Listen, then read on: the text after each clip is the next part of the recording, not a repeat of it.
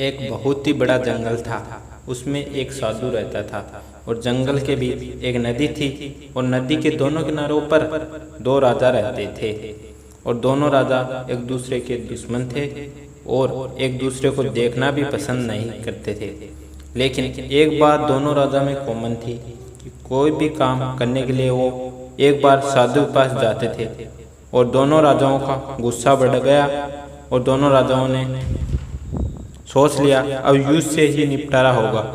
सबसे पहले जो राजा साधु के पास पहुंचा और सारी बात साधु को बताई तो साधु ने बोला, राजन, आपके भाग्य में यह युद्ध हारना लिखा है। राजा बहुत ही उदास हुआ और आशीर्वाद लेकर अपने महल में आ गया और सेना से बोला, कफन बांध कर ही निकलो, जो होगा वो देखा जाएगा, या तो मर जाएंगे या मार कर आएंगे। दूसरी तरफ दूसरा राजा आया और साधु को सारी बात बताई और साधु ने मुस्कुराते हुए कहा, राजन, यह युद्ध आपके भाग्य में जीतना लिखा है।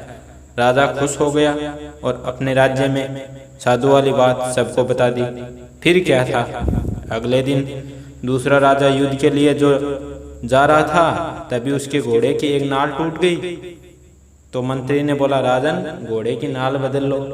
लेकिन राजा को बहुत घमंड था। उसने बोला, हम युद्ध तो जीत ही जाएंगे, फिर चलो कोई बात नहीं। दोनों राजा युद्ध भूमि में पहुंच गए। दोनों तरफ की सेना एक दूसरे पर टूट पड़ी। फिर दोनों राजाएं एक दूसरे के सामने आ गए और दूसरे राजा के घोड़े का नाल टूट गया था और पहले राजा जो कि हारने वाला था दूसरे राजा को बंदी बना लिया।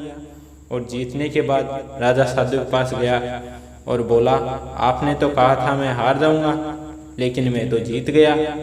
फिर साधु ने कहा, राजन, आपके भाग्य में यही लिखा था, लेकिन आपने अपनी मेहनत से भाग्य को बदल दिया। इस कहानी की सीख है कि भाग्य भी उनके साथ होता है जो मेहनत से काम करते हैं और मेहनत उन सीढ़ियों की तरह होती है और भाग्य लिफ्ट की तरह है। लिफ्ट तो किसी भी समय बंद हो सकती है पर सीढ़ियाँ हमेशा ऊंचाई तक ले जाती है। कहानी अच्छी लगी तो अपने दोस्तों के साथ